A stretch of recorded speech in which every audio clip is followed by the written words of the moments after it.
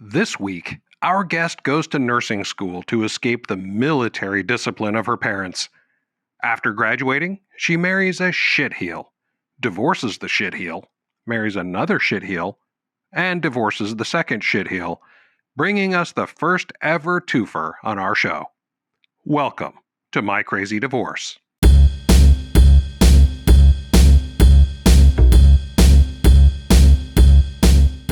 I'm a failure as a husband. I'm a failure as a man. It's just, I'm beautiful and I'm bright and I deserve better. It's a great day, I'm feeling good. Oh, the possibilities of what I could, do with the world at my fingertips. My imagination brings a smile up to my lips. Hello and welcome to the first ever two-fer episode of My Crazy Divorce. I'm your host, Tom Milligan, coming to you from the My Crazy Divorce studios, and boy, do we have a couple of crazy stories to tell you this week. And they're all rolled into one. We have a lot to cover, so we need to get through all the disclaimers and housekeeping stuff real quick. I'm not an attorney or a therapist, so if you take anything away from this show and call it legal or therapeutic advice, well, that's on you. If you need legal advice or therapy, please reach out to a qualified professional. I know a lot of you have crazy divorce stories. If you do, visit our website at mycrazydivorce.com and click on Apply to be a guest so we can schedule a recording session. Okay, are you ready for a crazy story or two? Well, let's get into it. Our guest this week is an amazing person. When we first met, she shared her credentials. So instead of me butchering them, I'll just let her tell you. I am Dr. Juanyetta Beasley. I have a doctorate in health administration and a bachelor's of science in nursing, and I'm also a certified nurse manager leader. Huh. And I barely graduated from high school. Juanetta's father spent 23 years in the Army, so her early life was spent moving from base to base all over the world. When Juanyetta was about 13 and her younger brother was about 6, Dad left the Army and the family settled in North Carolina, so that became home. In addition to being a military family, Juanetta's parents raised their children as strict Southern Baptists. Getting baptized when I had grown up was not a decision you made on your own. It was, oh, you're of age, you're going to go get baptized. And we went down to the actual river. Yes. There was not a nice tub where they sprinkled a little water. No, I was dipped back into a dirty river. I didn't know how to swim, so I was more so fearful that I would die. And I was like, well, I know I'm being accepted into Jesus' fold, but I don't want to go right now. I just remember saying, I don't want to go right now. After attending several different elementary schools while her dad was in the Army, she attended just one junior high and one high school. But just because her dad was no longer active military, he still ran his household with military precision and very clear rules for his children, especially his only daughter, and especially with regards to dating. My father had a thing. You could not date anyone that played sports. No offense to anyone that plays sports, because his philosophy was they're only after one thing. And my daughter's name was not going to be spread around campus. So, no athletic dudes, and definitely no one I had an interest in. So, nobody that played any sports, and nobody she had an interest in. I guess that's one way to keep your high school daughter from dating a lot. I wonder how that worked out. So, I had a guy in high school who I was not attracted to. He was not attractive. And on top of that, he had really bad halitosis. I would just keep it real. And I was not, and this guy was on me like white on rice. And so he pulled up to our home. They had this address book at high school where they listed everyone's phone number. You could opt in, phone number, address. So he found me in the address book, pulled up to the home. I never forget, my father was outside cutting the grass and calls me out there and is some boys out here for you, and you know how I feel about boys coming over. And then he saw the look of disgust on my face and and says, "Oh, yeah, he could take you out." I just love her laugh, don't you? So the ugly kid with bad breath shows up unannounced, and Dad knows he's won. I'll bet he was feeling pretty smug about that. I say from that experience, I honestly believe in arranged marriages because I had an arranged boyfriend and I did not like him. But by the time we dated for about a good year, I was like, I love him. I find that absolutely fascinating. I love it. I really love it. I forgot to ask what happened to him, but suffice it to say it was a high school romance, so it didn't last. And besides, Juanyetta had a plan. My parents did not go to college. And so we had two choices. You could go to college or you can go to the military. That was their only choice. But they really wanted us to go to college because that was not something that they achieved. And they were really excited when I expressed I wanted to become a nurse. Well, there you go. Juanyetta had always wanted to be a nurse, so it was really just a matter of deciding where to go to school. She chose Winston-Salem State University for one reason. And I picked that school solely because it was important for me to go to a historical Black college. That's really cool, but there was more to it than that. The second reason was it was also 2 hours away from home, and I knew that it would take some time for family to get to me. So that was my strategy. Why was being 2 hours away from home so important? I need to get out of this house. My parents are strict. Well, okay. Juanyetta wanted to live, so she chose a school to honor her heritage and that was far enough away that she could party, but close enough that she could go home for the weekend if she wanted. She's a genius, but not everyone was convinced it was a good idea. I did have quite a few family members that were saying she's going to be pregnant her first semester. Like her parents were so strict, she's not going to make it out. She's going to get boy crazy, all of this free time. I'm one of those people that if you tell me I can't do something, 10 times out of 10, I'm going to do it just to say you were not accurate. And so I was laser focused on not allowing that to happen to me. Being bound and determined to make it through nursing school without a child doesn't mean she didn't date. In fact, she got pretty serious with one guy. We dated my entire undergrad career. And then he was 2 years before me. He did graduate, he did an internship in Ohio. And once he did all of those things, he returned back to North Carolina because he was ready to settle down. He got everything out of his system and had the conversation with me. By this time, I'm about to walk across the stage. And I had to have a very serious conversation with him that that was not something I was ready for. I was like, I'm not ready to be barefoot and pregnant. That's awesome. Sounds like she knows what she wants and isn't going to let some dude get in the way. It was about this time that Juanyetta went to a party. Lo and behold, she met a guy we'll call Billy. Billy was down from New Jersey visiting his cousins, and he and Juanyetta really hit it off. I love to dance, so we dance, dance, dance, dance, dance. We exchanged phone numbers, and we were going to get together again the next day for breakfast, but it just didn't work out. But we did talk on the phone for a couple of months, and it was just normal, refreshing conversation. Nothing sexual, nothing just weird or awkward, just full conversations about everything under the sun. That sounds like a great friendship to me. Even though they were in different states, their friendship continued to develop. He would talk to me about his girlfriend. He had a girlfriend. And at the time that he met me, he claimed they were off. They were on an off period.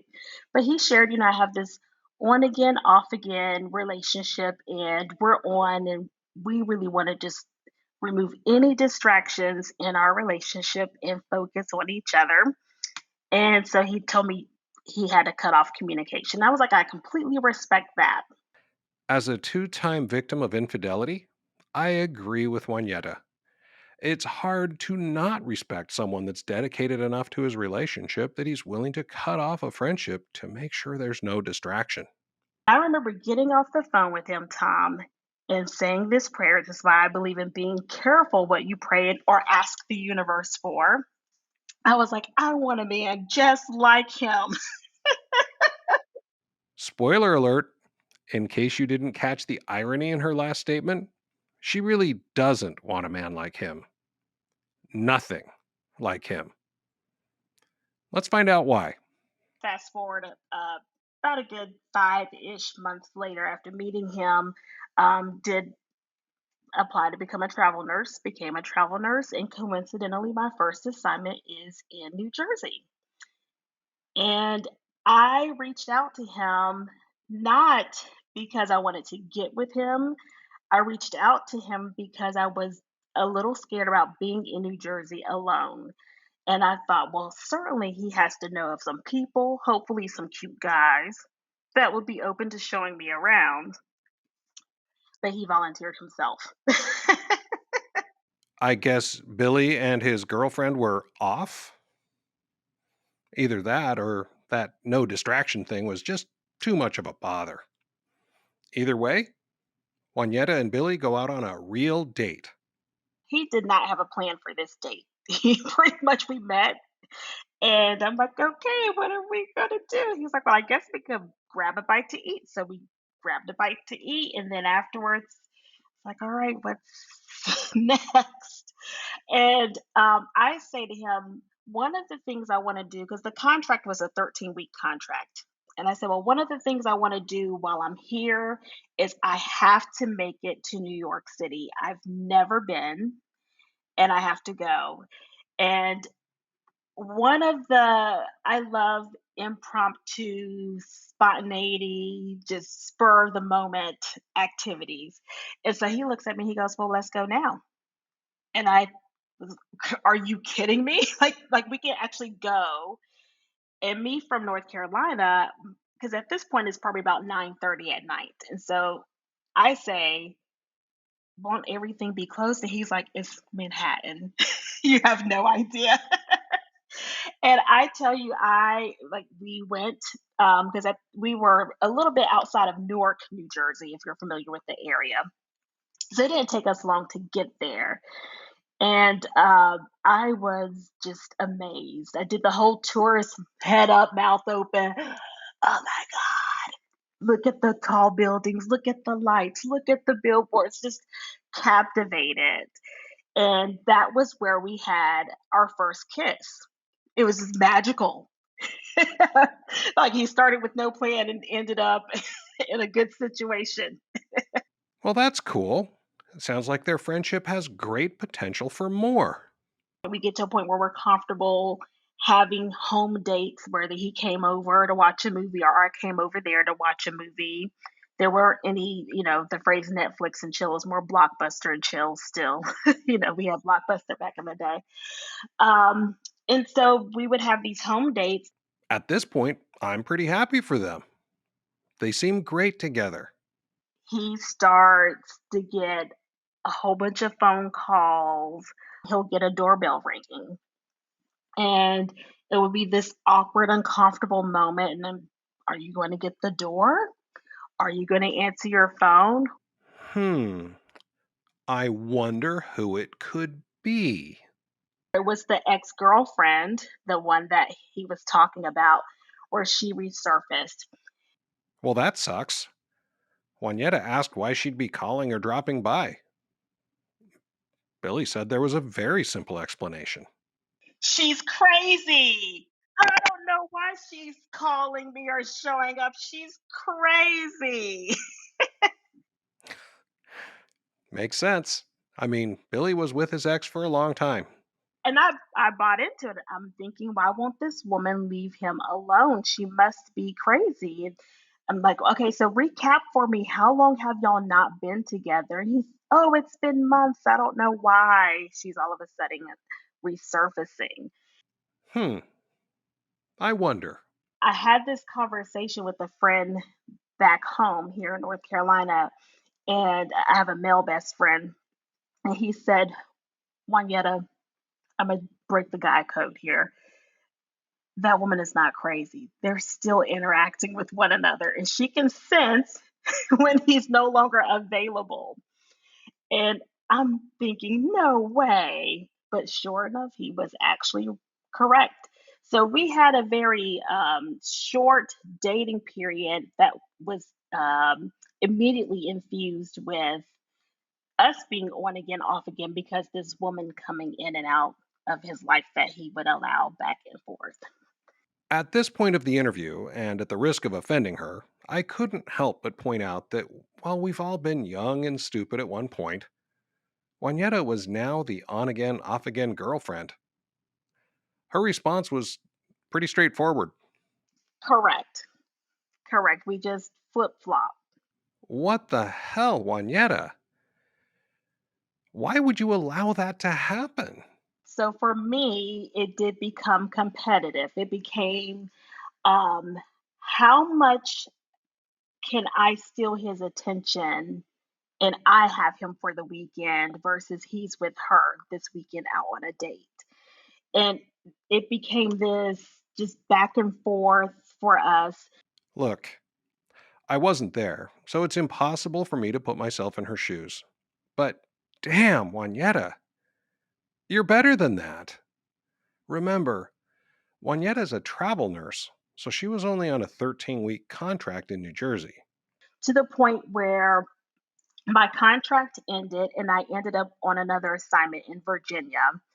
And now I'm in a new city, which is just as equally enticing as being northern New Jersey close to New York. Now I'm northern Virginia close to DC. So I'm not paying him any time of day. I'm just like, you know what?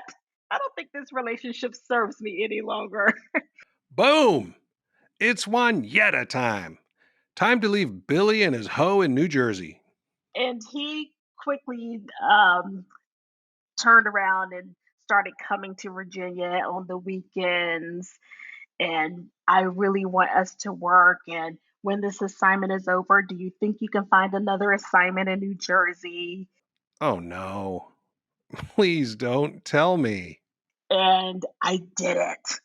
I'm speechless. Why do we all do such dumb things for love? Before she moved back, she wanted some assurance that it was over with the ex. So she laid down the law. If I'm coming back to New Jersey, I need to know that you're serious and we need to talk marriage. We need to talk all of these things. And he did. Well, okay. Hopefully that works out. We moved in together. We ended up proposing, and I then, after he proposed, I ended up saying, well, I don't want this apartment. This apartment is soiled because she knows where you live. I want our own apartment. Soiled. So we found our own space and moved in together. Again, I wasn't there, so I can't say what I would have done in her situation. But the red flags are blinding me right now. But like every one of us, Juanyetta is unable to see red at this point. Does anyone think Billy's ready to settle down? That was the worst move ever because he still did not let this woman go. He just didn't. And I just kept on with, okay, eventually he's going to stop. Eventually he's going to stop. Why would he stop? He's living it up. It reminds me of this scene from The Sopranos. You remember the story you told me about the father bull talking to the son? They're up on this hill, they're looking down at a bunch of cows. And the son goes to the father, Dad, why don't we run down there and fuck one of these cows? And you remember what the father said? The father says, son, why don't we walk down there and fuck them all? Something tells me Billy had heard that story. Juanyetta has shocked me a few times already, but this next one takes the cake. And I actually remember having the conversation with him where I said, I might possibly be open to an open relationship with parameters. After I picked myself up off the floor, I had two questions for Juanyetta. First, why in the hell would you be willing to share your man? I was like, it's not like you're cheating with 5, 10 different women. It's just this one person. And if this is the one person I have to deal with the rest of my life, I'm willing, because I don't want you in the house full time anyway. I'm willing to allow you to go have visits with this woman with the following parameters. But he just could not be open about it. And I remember at one point when what movie is that where they talk about the precious? Where it's like the precious. Lord of the Rings. And I remember once I got that precious ring, sitting one weekend in the house thinking, okay, we live together. I have the ring. Why do I feel like I don't have the prize? I feel like she ended up with the best end of the stick. Like she gets the fun side of him. I get the headache. Oh, that's right. This is before they got married. They're just talking about marriage, and Billy's already out with his side chick. But instead of leaving while she has the chance, Juanetta's offering an open relationship. What the hell? I had to know, what were the parameters for this open marriage? So my parameters were our relationship became first for the holidays. There was no splitting holidays. So Christmas, you're with the wife all Christmas. She can get the day before, she can get the day after I get Christmas. Um, this is where my mind was. No outside, this is how we say it in the South as a Southern Baptist, no outside children, only children within this marriage. And definitely don't bring any diseases home. That was it. It was a short list. I'm just in shock. I can't believe what I'm hearing. How did we get from not being allowed to date anyone but the ugly kid with bad breath to this? Despite the fact that Billy's side chick was an open secret, Billy didn't take Juanyetta up on her open marriage offer. Billy liked to think he was being sneaky somehow. Wait, what did her dad think about this arrangement? My father actually was not aware of the intricacies of our relationship. Oh, does anyone blame her for not telling her father? I don't. At this point, Juanetta's getting impatient and once again lays down the law for Billy. Not about his side chick, but about setting a date for their wedding. Why she still wanted to marry him is beyond me. But it's her story. I remember giving him a deadline of when it needed to happen by, and the deadline had passed. And so now I'm increasingly agitated because we lived together. I came back to New Jersey. I really wanted to stay in Northern Virginia. And you haven't proposed. And there's still this other woman that you can't get rid of. And so now I'm just very upset and agitated. And so we had this argument. We were traveling to North Carolina for the holidays, and we're driving and cursing each other out the whole ride. Just And I remember we got to Virginia and we were in my car because I had an SUV at the time. And I remember we get to Virginia, it was probably Richmond, Virginia, and we had a refuel. And I remember saying to him, I was so heated, get out of my MFing car and find your way back to New Jersey. And so I'm trying to leave this man at the gas station. And what stopped me was the logistical side of my brain said, Juanyetta, all your stuff is still back at the apartment. He can find a way back to New Jersey and you come back and your stuff is at the curb. So I was like, let him back in the car. Y'all just pretend make it through this weekend, this holiday weekend. And when you guys get back to New Jersey, like it's a wrap. It's done. We are done. Finally, she's come to her senses. Well, we get to North Carolina. My mother she loves playing games, loves games. And so she does for the holidays. You may have heard of it. It's called the left right game, where everyone brings a gift. It's a holiday gathering. Everyone brings a gift. And then she reads this story. And every time you say the word left, right, you pass the gift left or right. And then at the end of the game, then the gift that you have is the gift that you have. And so they did the left right game. The game ends, and everyone's opening their gift.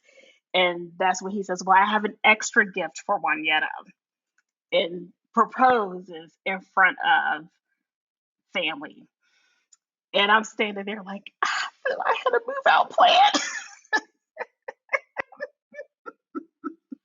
I had a move out plan. But I did say yes. I said yes in front of confused as I don't know what, and still said yes. Which is why I'm against public proposals. I feel like public proposals are so manipulative. Remember, at this point, Mom and Dad know nothing of Billy's side chick, the fight that happened on the drive to this party, or Juanetta's resolve to end the relationship.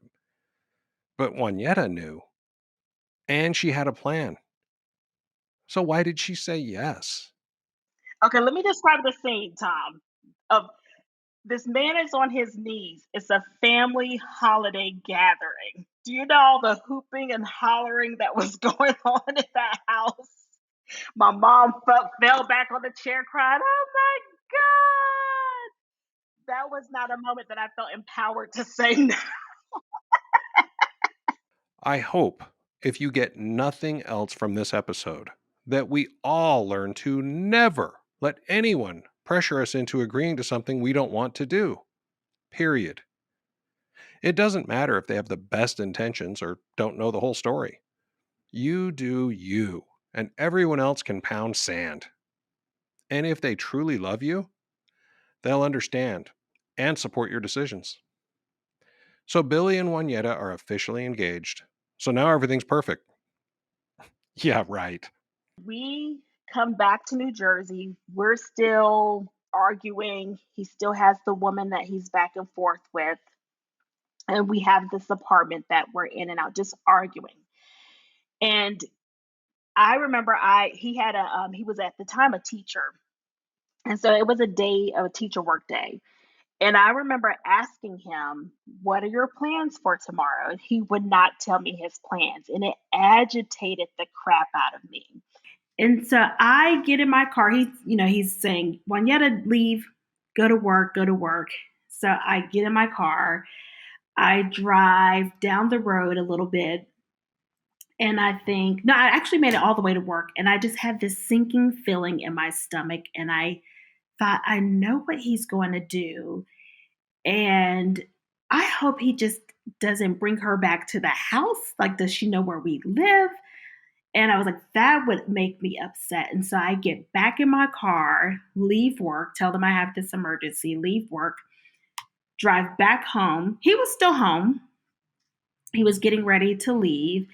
And I said, I am your wife, and I just want to know where you're going. I feel like I should be able to know where my husband is going.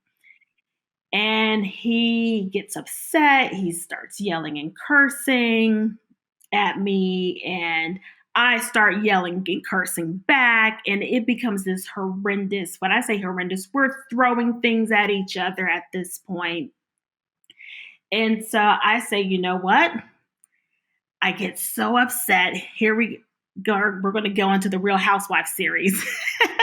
And I get so upset that I said, you know what? You leave out this house. And I grabbed this bottle of all-purpose cleaner with bleach. I was like, you leave out this house, I will bleach everything you own in this closet. He's like, wow. Yes. And so he gets upset, and he is oh my gosh, if you do it, then I'm going to do it back. So then he grabs a bottle and we're like spraying bleach in the air at each other. It's a whole bleach fest. Yes, it was horrendous. So by this time, the police came because I ended up calling the police. And they're like, you know what, you guys need to separate. Like, you need to go somewhere. Do you have somewhere to go, sir? He's like, ma'am, or do you have somewhere to go? And I'm like, well, I'm here alone in New Jersey. I have no family. And so he says, I'm going to leave. He had family to go stay with. And so that was our huge moment of where we just needed to pause. We came back together and decided we were going to break off the engagement and not be together. Holy crap. Can you just imagine that scene? It would be truly comical if it weren't just so sad. So she's in New Jersey. There's no family around. Her engagement just ended. Now what? I had to be forthcoming and tell my father a lot. And I vomited. I just remember being on the phone with him because remember, I'm in New Jersey. He's all the way in North Carolina. I remember vomiting all of this information on a phone call to my father, and it was uncomfortable because my father and I didn't have that type of relationship. It was very authoritarian with him. And so I remember calling him like, oh, Dad, I got to move and I got to do this. And this is what's been going on. And I remember he got really quiet and he finally spoke up and he says, I'll tell you this. You're either with him or you're not with him. But, and I'm on either, I support you either way. He said, but I'm trying to remember how he phrased it, but it was something to the effect of, don't drag family back and forth in your drama. Like, just either if you're going to do it or you're not going to do it. But you can't bring family along with, oh, he did this. Oh, but we're back together. Like, it's either going to be in or you're out. I got to be honest. That is not what I expected to hear from her dad. To be honest, I expected him to be on the next flight out to beat the crap out of Billy. I asked Juanyetta if she was surprised by his reaction. My father and I had a heart-to-heart talk, and he said, but because by this time, they have a grandson out of the marriage, etc. And he says, I think back to the beginning of you and your mother's marriage. And he said, if she would have made the decision to leave me because I wasn't faithful in the marriage when we were first married, he was like, we wouldn't have been the family that you had grown up with. And then it made sense for me why they didn't understand because they went through the same thing where my father was unfaithful in the marriage, but my mother stayed. Oh, got it. Life has a way of teaching some pretty big lessons, doesn't it? So, despite being alone in New Jersey, now Juanyetta is armed with loving and understanding parents. So she dries her tears and soldiers on. I will tell you this. I had coworkers who really, they only knew me from work. But when I say really rallied to support me, like took off work to help me find another place to live at. And I found an apartment that next day, but it wasn't available for 3 weeks. So another coworker allowed me to live with her for 3 weeks, took me in, and I'm living with this woman and her children. I remember she moved me into her daughter's bedroom. Her daughter was really upset. I'll never forget that. She was like, "Oh my gosh!" And she was like, "Well, you can sleep in my bed with me." And she's like, "Ah." So I'm in her daughter's room with all these stuffed animals. Like, where in the world has my life led me? And so at this point now, I've come clean to my family about what's been going on. And so I get this apartment. And I had nothing, no furniture, no dishes, just all of the clothes that I had. And I remember I had this coworker and she said to me, because I was going to get furniture on credit. And she said to me, Juanyetta, no. And I said, no. She said, nope, you don't deserve furniture. And I was like, I don't deserve furniture? And she said, no. She said, you need a chair. She said, go get you one of those sport chairs that they have at the soccer field, those little fold out chairs. And she was like, maybe an air mattress. She was like, I'll give you that. And she was like, and you need to sit in that for about a good 6 months. I don't get it. Juanietta's a nurse. She's making money, doesn't have any kids. She's single. Why not furnish her apartment? And I said to her, I said, why? I can't live like that. She was like, I want you to get one plate, one spoon, one knife, go to the Goodwill store. And I asked her why. I said, why are you giving me this advice? And she said, because she said, you need to sit and marinate in the choices you have made in that relationship so that you can really dig deep to see if that is a relationship that serves you. She said, if you go get all of this furniture and things on credit and decorate your house and make it comfortable, the moment that he starts to regret it and calls you back, you're going to feel good about inviting him back into your comfortable space. But you're not going to be likely to invite someone to a space where you have an air mattress and a chair and one plate, one spoon. Whoa. That's a real friend offering some solid advice.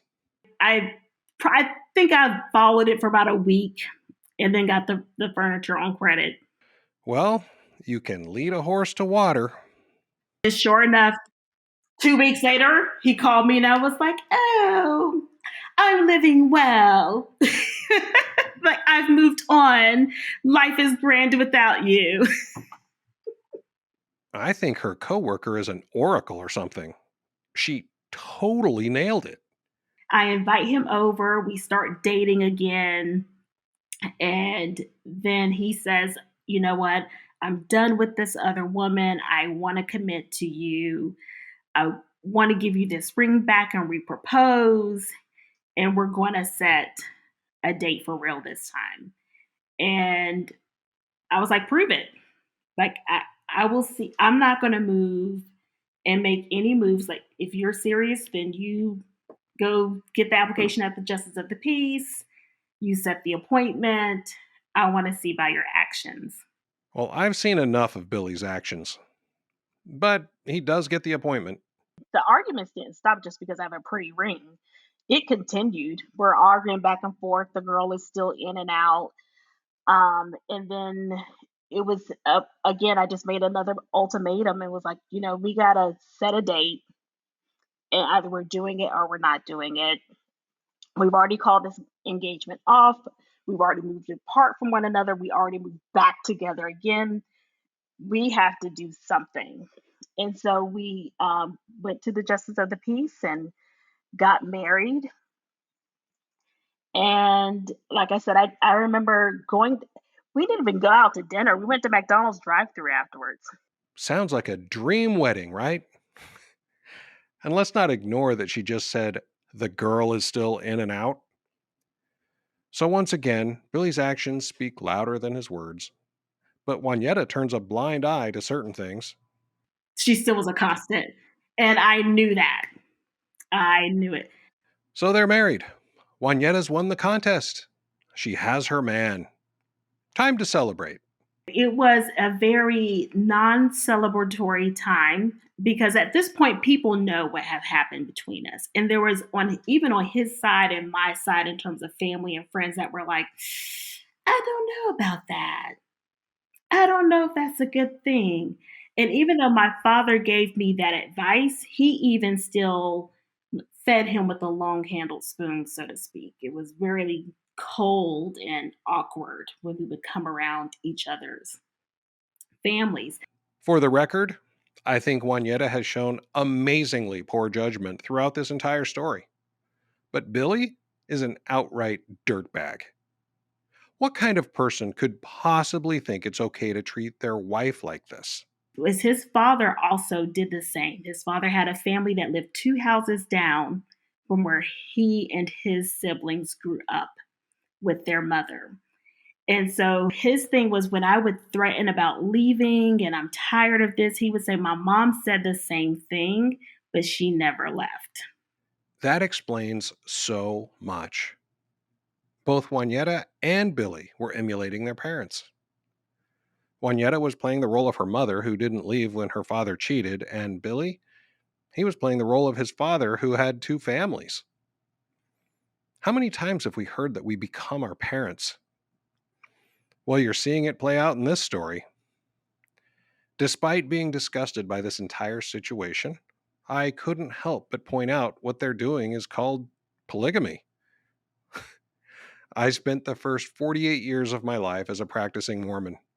Over my lifetime, and especially during my 2-year mission, I've had to set the record straight literally thousands of times that Mormons don't practice polygamy, and haven't done so for nearly 150 years. In fact, if a member of the LDS Church practices polygamy, it's considered adultery, and that member is usually excommunicated. But here we have multi-generational polygamy being practiced in Southern Baptists? The irony is awesome. Hey guys, this is Jill from ourdivorce.com. Pretty much everyone has either been through a crazy divorce or knows somebody else who has. When Tom and I designed ourdivorce.com, we knew it wouldn't work for everyone. We knew that there would still be people out there who'd rather pay their attorney to send an email to their soon-to-be ex's attorney threatening to go to court over the blunder. We didn't build ourdivorce.com for those people. We designed ourdivorce.com for divorcing couples who are willing to compromise and who, instead of spending money on an attorney, would rather just get it done while using Our Divorce's quick, easy, and intuitive process. So you have a couple of choices if you're thinking of divorce. You can choose to spend thousands of dollars hoping you win in court after years of fighting. Or you can go to ourdivorce.com, follow our 3-step process at your own pace, then print, sign, and file with the courts, all for just $299. Seems like a no-brainer to me. So visit ourdivorce.com and click Get Started to access the most effective, easy-to-use, and comprehensive online divorce solution available today. So Juanyetta, Billy, and Side Chick start their new polygamous life together. So bizarre. It was pretty steady the first year. And it could have been possibly the excitement of we got married. And that's me. I found some framing on the internet about how to ask for money for a house as a wedding gift versus all of these gifts. And so we were gifted very well. And it allowed us to purchase a home.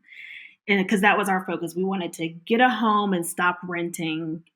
And we did that. And so it was all of this, the projects with the house, making it your own, being homeowners and the excitement of that, being newly married and having date nights and how do we want our marriage to be. And who knows, the other girl could have been around, but I was so much in this state of, I'm the wife and this is exciting. I think I want the curtains like this and I want this. And my mindset wasn't really focused on any other distractions. Years later, Juanyetta can look back and see that she was in denial. And that denial allowed her to agree to have children with Billy. Because of the dynamics of our dating and engagement history, I wanted it to be pretty clear we didn't get married because I was knocked up. So I was adamant that we couldn't even start trying until about after a year and a half of being married. So we were married for about a good year and a half when we had the conversation of, okay, let's start trying. Words cannot describe how weird it is to me that they've been married for a year and a half. Billy is still with both Juanyetta and the side chick. And for some reason, Juanyetta thinks it's a good idea to start a family.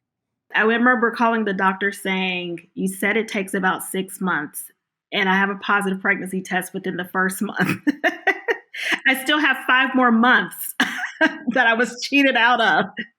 I think you're supposed to be happy for people when they get pregnant, but I'm just going to sit this one out. We're focusing on the pregnancy at this point. Somewhere right before the second trimester, things start to go south. And again, I'm focused on nesting, home, pregnancy, that I'm not really looking for distractions. Um, he started to now have weekends away. I'm gone for the weekend. He would come back Monday after work. And I would fuss and say, okay, you're this married man now. I'm pregnant. You have a pregnant wife. Anything could happen to me over the weekend. And then I have to share, I don't know where my husband is. And that's embarrassing. Like, I feel like you can at least tell me where you are. But he didn't want to do that. And so it then turned into this argument where we are just now, if he came home, he would go to one room, I would go to the other room, and we couldn't even be in the same space. And it pretty much was like that for the duration of the pregnancy. Such happy memories. He would show up for doctor's appointments. I would give him that. I would text him like, hey, I have a doctor's appointment on this day. He would show up. Wasn't it nice of Billy to tear himself away from side chick to attend the doctor's appointments with his wife? I started trying to devise a plan of how to escape the marriage while pregnant. But at this point, I'm in nursing leadership. And I thought, who is going to really hire a pregnant woman, even though they can't technically discriminate, but they're going to come up with some reason why I'm not qualified for the job. They see this 7-month pregnant belly. I'm not going to get hired. Sounds like she's finally had enough. She wants out. But I agree with her. It may be illegal to discriminate, but companies do it every day. So I said, okay, so I can't do that. I remember even having a consult with a lawyer, and this lawyer explaining, because I said, could he get me for kidnapping if I left with the baby? And he said, well, if you are that baby's primary source of nutrition, technically no. So I was like, okay. I was like, no, that's too risky, because I'm pretty sure there's another lawyer that can find a loophole around that. And then I could be brought down for kidnapping. And so I said, you know what, Juanyetta, you're going to have to ride this out, because at this point you have all of this time invested in this organization that you're working with. Pretty much your delivery is going to be covered. You have your maternity leave in the bag. Just ride out this wave. And then after this baby comes, you're just going to have to hit them with, we are done. So Juanyetta sticks it out, and finally the big day arrives, and her OB tells her it's time to go to the hospital. I thought, this is my moment. The most I'm going to be there is probably 2 days. And he's going to be gone for the weekend. I can have this baby. He would never know I left, discharged from the hospital, and be out. And just be out. Yes. And as I'm driving home to get my bag, because of course, healthcare providers are the worst in terms of following instructions. I'm supposed to have the bag in the car, right? No, I got to drive back home to the house to get the bag. So I go get my bag. And that's when I said, you know what? The moment that I call my parents and they come up here to support me, they're going to look at this hospital room and say, well, where is the father? Where's Billy? Oh, I didn't tell them that I had the baby. They're going to have my neck. Remember Dad telling her to not drag the family into their drama? Well, guess what? She didn't. Her parents didn't know Billy was still with side chick. All they knew is that this newlywed couple worked hard to save money, bought a house, and were about to have a baby. So she decided not to ask them to come up for the birth of the baby. So I said, I'm going to have to let him know. So I text him to say, just left the doctor. They say it's time if you want to meet me at the hospital. Just felt like I need to let you know. Of course, he calls and says, no, I'm meeting you at the house. I will drive you to the hospital. And he did. He met me at the house. We drove to the hospital. I called my parents. They jump on the road right away. And we made out to this happy delivery, happy moment. All the pictures holding the baby. Proud Billy right here. The whole bit. My parents stayed with us for 2 weeks after I gave birth. And that is where they were able to pick through shit is going down in this house. Like, they are not happy people.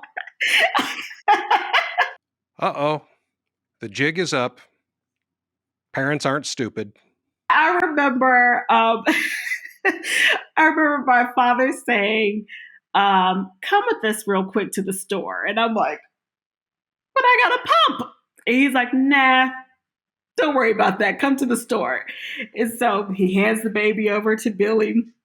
He's like, we're all going to the store. And I knew what it was. I was like, this is an intervention. And so we get in the store, or we're driving to the store. My father goes, I wanted to say something. It's really tense and uncomfortable in that house. It's really tense. I don't know what's going on between the two of you, but I don't think my grandson should be raised in that type of environment. And we're prepared to take him. We'll just take him to North Carolina. We'll just raise them. Y'all need to get your life together and figure things out. And I'm like, well, you can't take my baby. You know, if I can't have a plan with leaving with my baby, you for sure can't take my baby. Wow, Dad. That escalated quickly.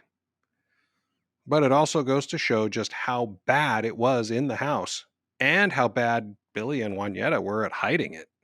And so he gets back to the house. I remember him I to this day don't know what he said to Billy, but I remember them going outside and having a conversation, them encouraging us to have a date night. I'm like, I'm still wearing an adult maternity diaper. Like, I don't feel really date-ish. I got leaking boobs. I gotta be honest. While Mom and Dad aren't stupid, I think it's a bit naive to think date night is going to fix the fact that Billy is an unfaithful douche. They don't know about the other woman. They just know that we don't like each other. They don't know, like, why can y'all not stand each other? Oh, so it's not that they're naive. It's that Juanyetta and Billy were able to hide that part better. Oh my hell. We just rode around the block and just kind of like, okay, we're going to make an effort for our son. What a roller coaster. And don't forget, this is just the first of 2 divorces. So how did date night work out? We tried. We honestly tried. We made it through the baby's first year of life. By the time we reached after the first year of life and reached year 2, I was so done that I actually planned the birthday party in North Carolina. And I remember sharing it with him about 2 weeks before. And he was like, what are we going to do for his birthday? And I was like, oh, well, I rented this kid's place in Raleigh. Got family coming up that live in the area. Already got the plane ticket because, kids can fly free under 2. We out, but you're more than welcome to come. Wow, Juanyetta was really wearing some new perfume that day. I think it's called passive aggressive. And he's like, of course I'm going to be at my son's birthday party. I can't believe you would plan this without me. So he did come. He did when I say a quick turnaround flight, he had flown there like a couple of hours before the party landed, came to the party, was back out. And so that's when family was like, oh. And I still talked it up. I remember saying, oh, well, he has to work. It's a lot of responsibility, so he has to get back so he can work. Okay. How long are you going to keep this up, Juanyetta? That next day, I remember going to visit a cousin because she wasn't able to make it to the party. And I brought the baby along. And I remember sitting in her house and she said, what's on your mind? Because you don't seem like yourself. And I said, I don't know. I said, I have to fly back to New Jersey the next day. And I don't want to go back. I just kind of wish there would be like some kind of hurricane or some kind of weather event that would prevent me from having to fly out. And she said, well, why don't you just move back home? And I said, I can't move back home. And I try to, when it came out, I was like, ooh, I didn't say too much. And I was like, well, she was like, well, why not? And I said, because we have a house. And she said, people leave homes all of the time. And she was like, if you want to leave, just leave. And I thought, that's really empowering. I can do that. And I remember going back to my parents' home, getting on their computer. I applied to 2 jobs, got a call for an interview, and was like, whoa, now I got to break this down to him that I have 2 interviews in North Carolina. I'm so glad she had that conversation with her cousin. Sounds like she's emotionally ready to face her future. So now what? And I went through this really heavy grieving period because I realized in that moment that making the decision to come back to North Carolina would likely put me in a position where I would not have my son full time. Because I already had at that point experience working with social services in New Jersey. So I kind of understood certain processes in terms of family court. And I said, if they're going to look at it as he's in a stable environment, he has a stable sitter during the week, this is his home. You're the one that wants to leave. So you get the summers and the holidays. And that's it. And I was like, I'm going to have to grieve my son and let him go. I can't imagine how hard that decision was to make. But it goes to show just how much pain she'd bottled up for years. I see her decision as her only salvation. So, with the decision made, she flew home to face the music. He came home from work and I said, I have something to tell you. And he was like, what's that? And I said, I have an interview in North Carolina on this date. I'm flying out. And he goes, why are you interviewing in North Carolina? And I said, because I'm done. Like, this relationship is not healthy. And we have this little boy. And I don't want our marriage to be the example of marriage for him. And I reminded him of how he would throw in my face about how his mother endured their lifestyle. I was like, I don't want that to be what he's telling a woman down the road. Like, oh, my father did it. This is life. Bravo, Juanyetta.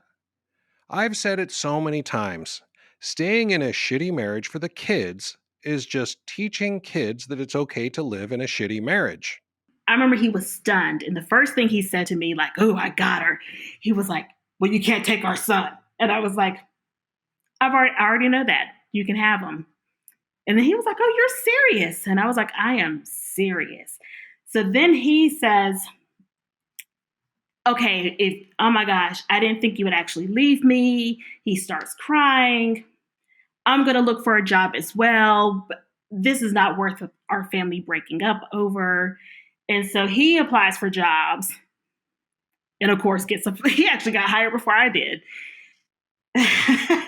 And so he moves to North Carolina first, finds an apartment. I move down next. And we attempt to try to give it a go in North Carolina. OMG. You cannot be serious. Again? It hit me again once we settled, probably about 6 months later, where I just said, I can't fake it anymore. I'm done. I'm done. Thank you for letting go of the girl. You in a whole new state. You moved here. That's amazing, but I am done. At this point, the best news of all is that since Billy moved to North Carolina, if they actually do split up, she doesn't have to give up her son. But at this point, she's cried wolf one too many times. I just don't know if she's really done or if she'll give him yet another chance. I hadn't been home for a while, but my mindset was still as if I was in my parents' household. So I'm still trying to figure out, how do I tell them I'm leaving my husband without them making me stay? And so I find this apartment, and I remember I called 2 of my male cousins. My brother is still in the area at the time. He now lives out of the state of North Carolina, but he was still, I think he had just graduated from college. And I say, I need help moving things around on this day. So they show up. My cousin shows up with his pickup truck. My dad shows up, my brother. And they go, and I was like, okay, we're going to take this. We're going to take that. We're going to take. And finally, my father goes, I remember him saying, he put his both hands on his hips. He goes, I'm confused. Like, half of the apartment is empty. But Billy just said he's staying here. So y'all going to have 2 apartments? And I said, yes, we're separating. So that's how my family finds out that I'm separating. Well, they've been separated before, so this isn't news. Yet. And my cousins are looking, scratching their head like, this is pretty awkward. I thought we were shifting things around or moving things here. I was like, nope, I am moving out. Like, I'm done. Yes.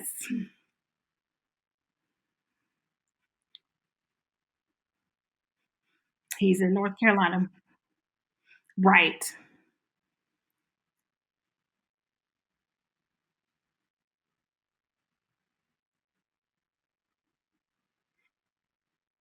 We're separating.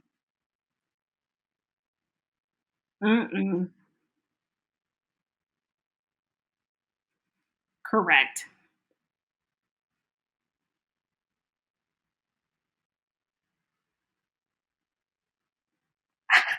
I speed it up, I know.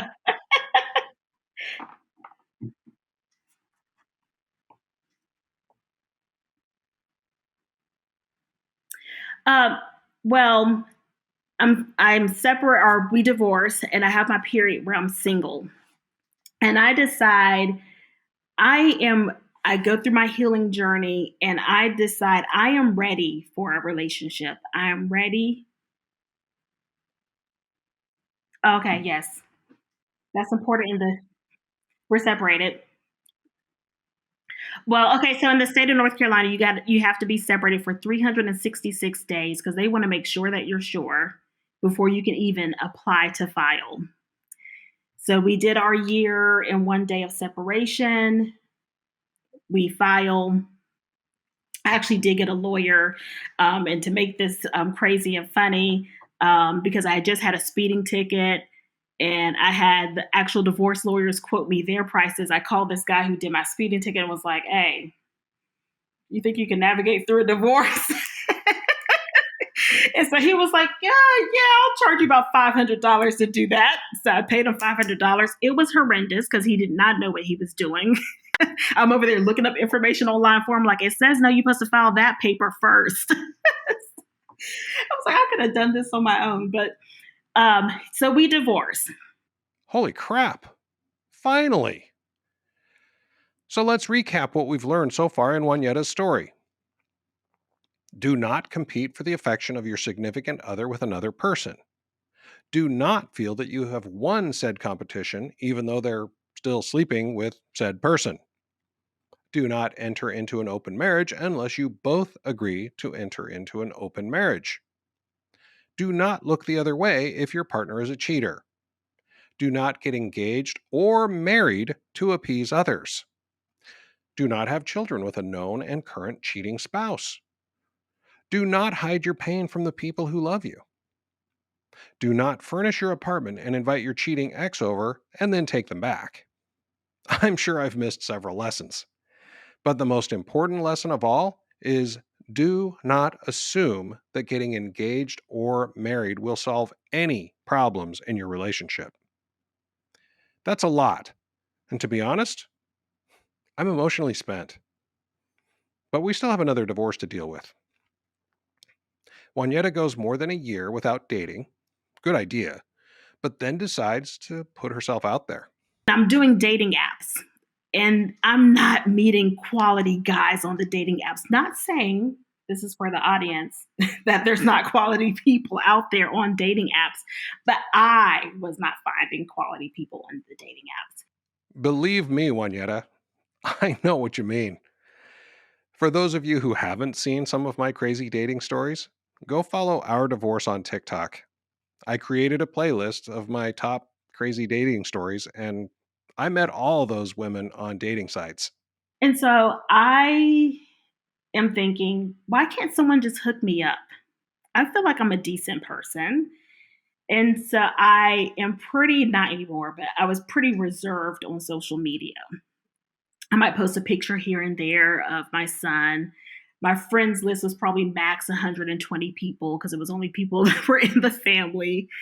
And I'm like, okay, let me just reach out to a couple of family member and friends and just say, if you know of someone. And I have an old neighbor reach out to me and say, I know of a good guy for you. Matter of fact, this is how he phrased it. pun on words. He's the best man I know because he was also the best man in my my wedding. So I'm like, okay, sure. Now, fast forward a couple of weeks before, at this point, I'm a part of a wine group. And we go out for wine once a month. And the woman who is in charge of the wine group, who also happens to be my mother's boss, says, you know what? She invites this woman out with us, who's her childhood best friend. And as they're talking, the woman looks at me and goes, you look like my brother's type. Let me find you on social media because I'm going to hook you guys up. She does link with me on social media, but she doesn't do it. Now, but I was like, okay, people say things all the time and don't follow through. Okay, whatever. Now I get this notion to message other family members and friends. And then I get the response from the old neighbor. And he says, I have this guy. So the guy messages me back and says, hey, I'm this person. This is the number of children I have. And can we talk later? And I'm like, sure. But he still continues to text me throughout. I'm at work. He continues to text me. So then he tells me, I'm like, well, what do you do? Just general questions. So he tells me what he does for a living. And in telling me that, I think it's a pretty unique position. I'm trying to leave him anonymous. It's a pretty unique position. Not too many people do this job. Not too many Black people do this job. And come to think about it, I feel like I just met a lady a couple of months ago that says she does the same job in the same city. And then as I started going through the Rolodex in my head, I was like, wait a minute. I think if I remember on Facebook, and I go on the app, I said, I think if I remember on Facebook, the last name. So I text him and go, by the way, do you happen to know someone named? He goes, yes, that's my sister. So I'm like, oh my gosh. Like, I met her a couple of months ago. She said that I was your type and she was going to hook us up, but she never did. So by this time, he's like, we really got to go on a date. Yeah. I'd say the universe is placing a lot of green lights on the road to this relationship. I'd say they really can't not at least give it a try. So we go on a date, and it just progressed really fast. He asked me what I was looking for, what type of man did I like. And when I say he showed up as perfect as he could, he did that. And then we met July 2019. By that December, he's telling me that he could see me being his wife. So at that point, we're like 5 months in. And I'm thinking to myself, that is amazing. I finally found someone who doesn't need to take 4 or 5 years to figure out, who doesn't have a girlfriend. I don't have to deal with all of the other things, because that's what I said. I can deal with anything except cheating. And I was like, I don't have to deal with this. He seems pretty honest and forthcoming. So by the holidays in 2019, just 5 months into their relationship, Juanyetta has an honest guy. We're going to call him Randall, who has the endorsement of 2 separate family friends and who's starting to talk about marriage. That next month, I'm thinking to myself, well, where do we get to the point of talking about more about that? Because it never came back up again. And we were having this conversation, and somehow it got to, because now we're in 2020. Somehow it got to plans for later on in the year. And I say to him, well, if we do that, at what point, like what month are we planning the wedding? And he goes, when I say, he looked at me like I had 3 heads. And he goes, what wedding are you talking about? And I go, like you said a few weeks back around the holidays that you could see, like you wanted us to get married this year. And he was like, I said that? And I'm like, oh my God, this is really awkward. So I'm like, were you high? Do you take drugs? Like, is there a mental thing that, like, how do you not remember saying something so significant to someone? Holy crap. Seriously good question, Juanyetta. Here's some advice to everyone listening. Don't talk about marriage unless you're serious. The same goes for divorce. If you're married, don't talk about divorce unless you're serious.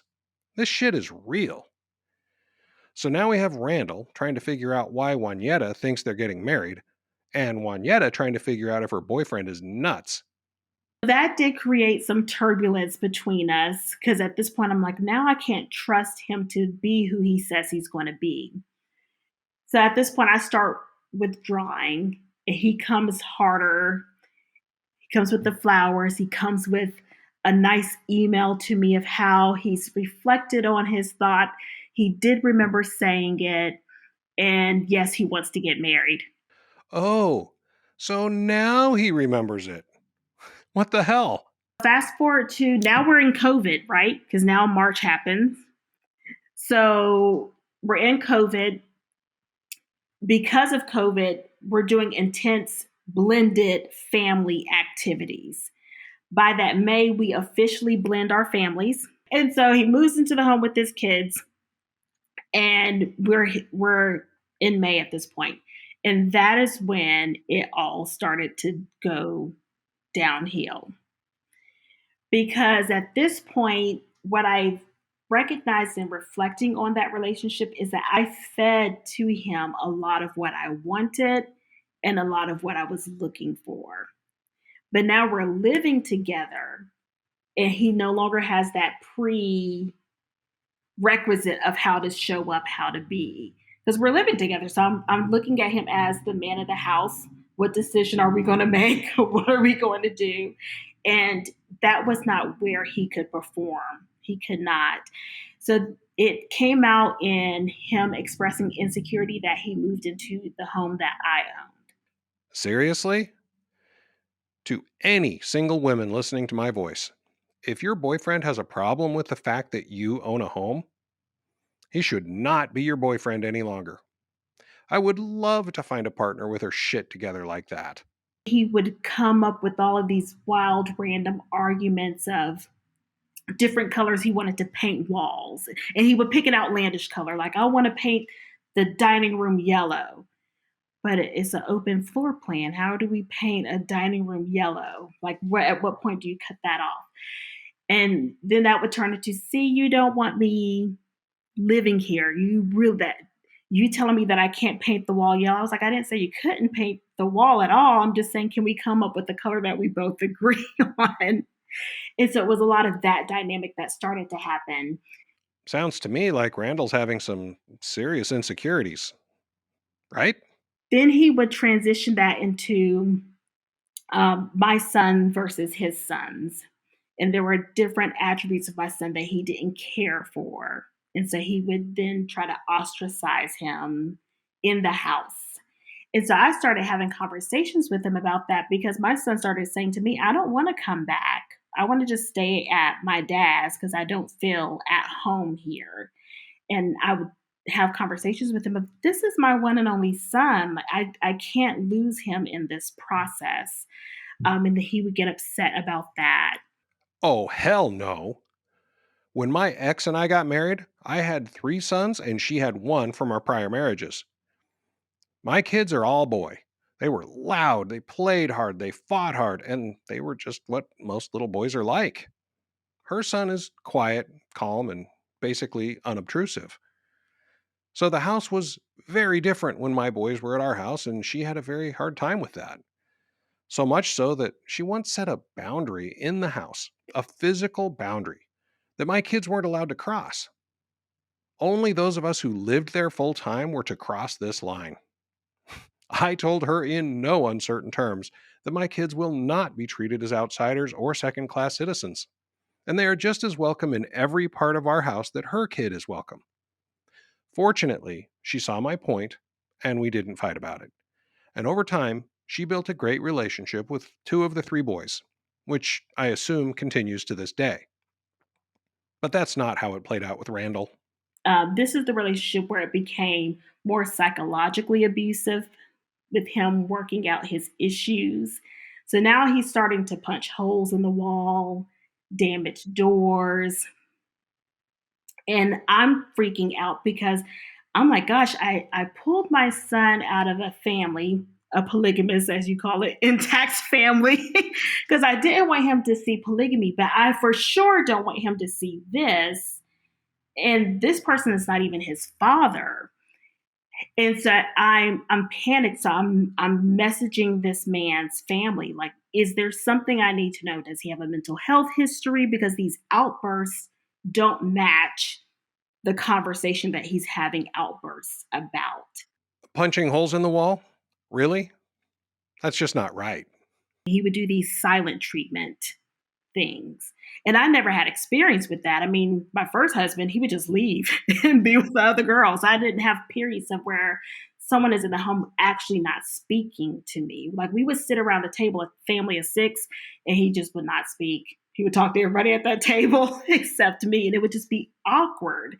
Obviously, we're only hearing one side of the story, but it really does sound like he has some issues he needs to work through. And Juanyetta can see the writing on the wall because there were literally holes in the wall. And since they're not married or even engaged, and she's the one who owns the home, she could easily walk away. But old habits are hard to break. I was raised to be a people pleaser. I was more worried about what people would think if I asked him and his children to leave the home than I was about my own safety or my son's safety. I started to play through like all of the different dynamics that would become awkward or strained if this didn't work out. So I was like, you gotta make this work, Juanyetta. You cannot have like 2 failed serious relationships. So you just gotta pull through and push through. Wow. Just wow. Why do we care so much about what other people think? It's embarrassing, like to say, oh my God, my picker signal is horrible. I need a new picker from Home Depot or Amazon because this one is failed. And so I remember starting to, in my head, come up with like, you're just going to have to take this hit, let people think what they're going to think, but he has to go. Damn straight. He really does need to go. But I promised you 2 divorce stories, and by damn, I'm going to give you 2 divorce stories. But first, these 2 need to get married. So let's get to it, Randall. Chip, chop, chip. I come home one day, he comes home, and he goes, what are you doing on this random Tuesday? It was close to his birthday. He was having a milestone birthday. And I was like, probably working. And he was like, well, are you able to get off work? I was like, yeah. I mean, I'm salaried. I can just whatever. Why? What do you have going on? Well, I'm going to do a birthday photo shoot. And I was like, oh, okay. Interesting. He was like, and I would like for you to be a part of it. And I said, interesting. Who's doing your photographs? And so he mentions this photographer that I told him that if I ever got married, I wanted her to do my photos. And he goes, oh, remember that photographer you told me about? I mean, I couldn't think of any other photographers. I called her and I was like, okay, sure. So as we get closer to the date, he then says, oh, well, I'm ordering a suit. And I was like, oh, these are fancy birthday photos. I guess I should get a dress. So I get a dress. We get to the day before. He goes, oh, in preparation for tomorrow, the photo shoot is at this time, but you got to be there an hour early. And I was like, well, why do I have to be there so early? He goes, because there's going to be someone there to do your makeup. And then that's when it hit me. I said, wait a minute. I don't want to assume, but is this like an engagement photo shoot?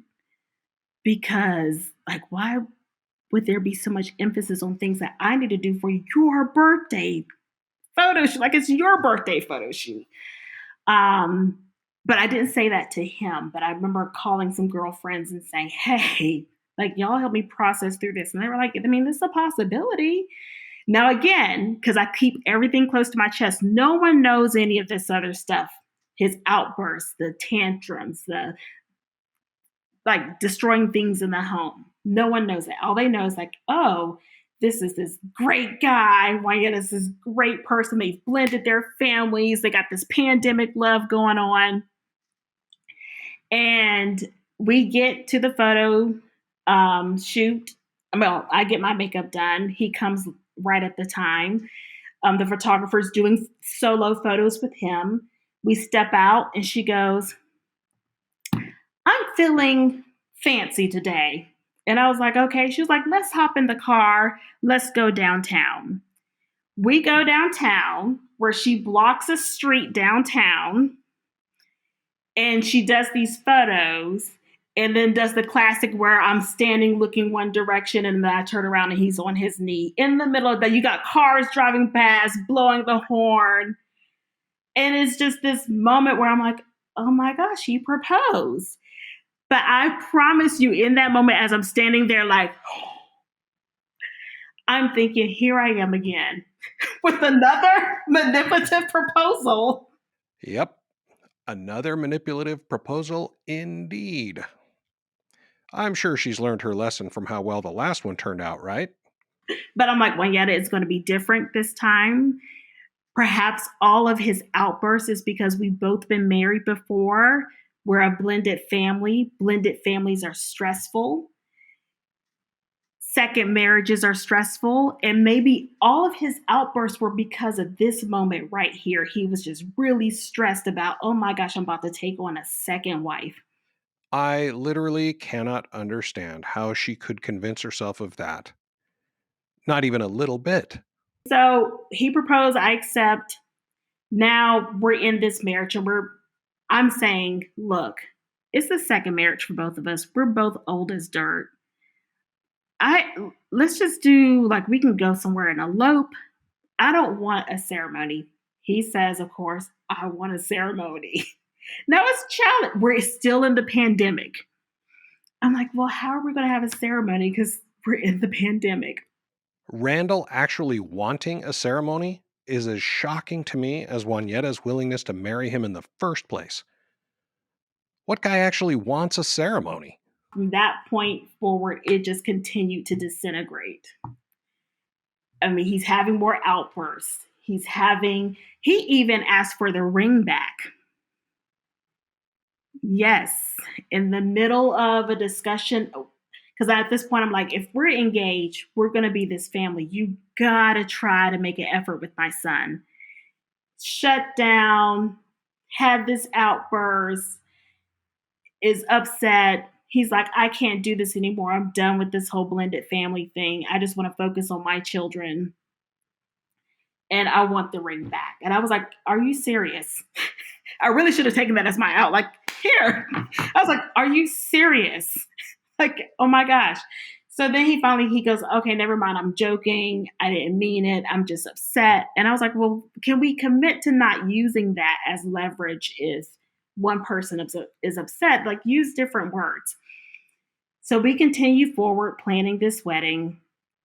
I, because of my faith, say God tried to put all the signs that we shouldn't get married.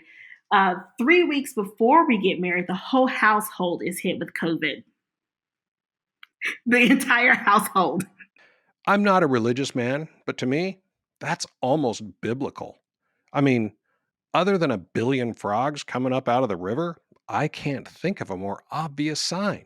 I'm waiting for someone to say you don't have to do this because I just did not feel empowered or strong enough to say it myself. And I'm waiting. So I remember calling the wedding planner and saying to her, okay, here's the situation. We all have COVID. We got to do the whole 14 days. I mean, that puts, by the time we're out of quarantine, we literally have 5 days before our wedding day. And she was like, don't worry about it. I'll call the venue. I'll see what they say, if they want to cancel and postpone it. And I'm like, if they cancel and postpone it, yes. Then I can come to him and say, look, we've had quarantine. This is our moment to pause. Nope. The venue was like, it's a COVID. We had to have no more than 15 people. So the venue was like, well, if everyone else is well and they've already done their quarantine period, we're fine with moving forward. I was like, dog on it. The lesson here? When the universe gives you a gift of worldwide pandemic as a sign, take full advantage and don't rely on your wedding planner to decide to marry someone. So then we did premarital counseling. I was like, I'm going to unload all of this on a counselor, and they're going to be like, I think y'all should rethink this. Nope. The counselor was like, oh, blended families are hard.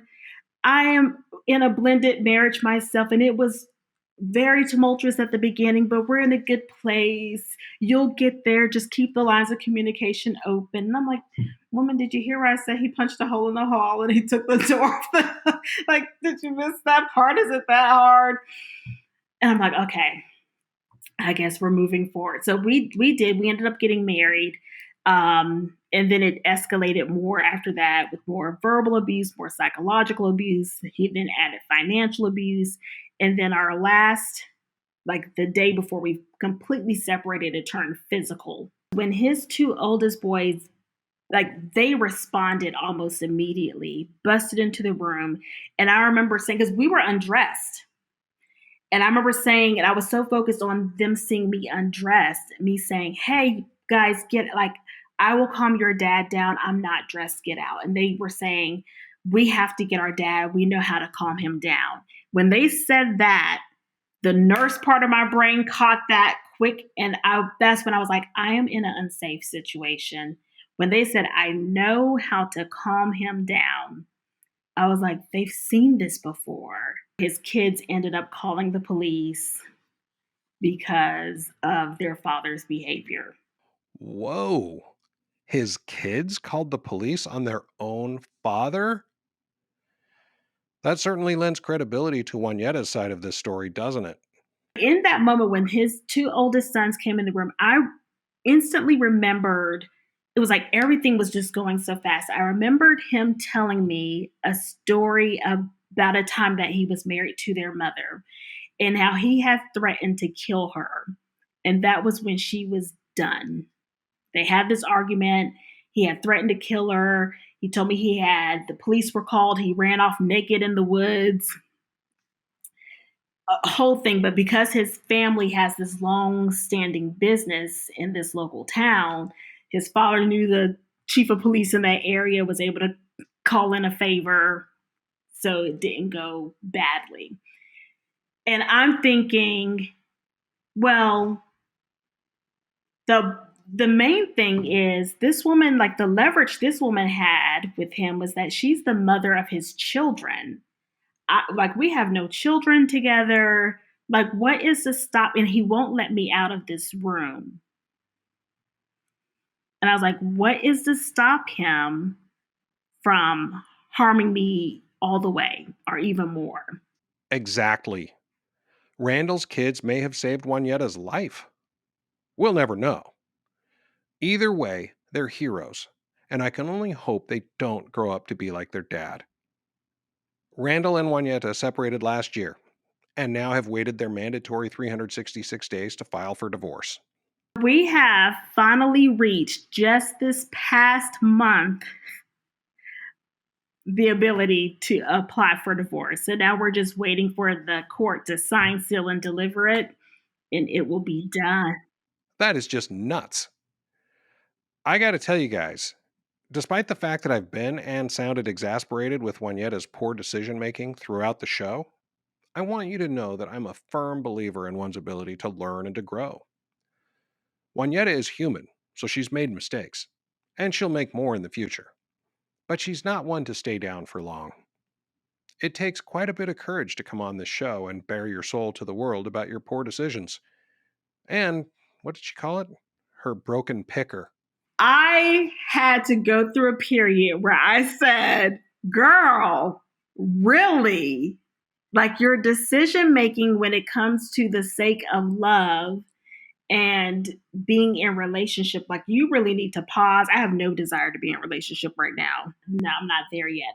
However, I have been very vulnerable and open and transparent about my poor decision making when it comes to men. And my message to women being, think of yourself as a corporation, right? And so when you have a corporation and they are hiring employees, correct? They're not going to look at the person who's saying, I am not fit for the job, or who's showing poor behavior that they cannot maintain themselves in the role, and say, we're going to keep this employee. we're going to keep this employee. We're going to promote them to CEO. They're not going to do that. And so that's my message to people is think of yourself as a corporation, have boundaries, have standards. And if people are not meeting those, be okay with saying, peace, I'm done. Very wise words from an amazing human. I'm so grateful for Juanyetta. She's taught us all some valuable lessons while being very vulnerable. If you liked Juanietta's story, please let us know by giving us a 5-star rating on whatever app or platform you're on right now. Every rating is huge for the show, so I truly appreciate those of you who've already given us a 5-star rating. Also, please share the show with your friends. Word of mouth is the best way to grow our audience. And finally, if you've been through a crazy divorce, go to mycrazydivorce.com right now, click on the Apply to Be a Guest button, and let's get your story out there so others can learn from you like we've learned from Juanyetta today. Have a great week, everyone.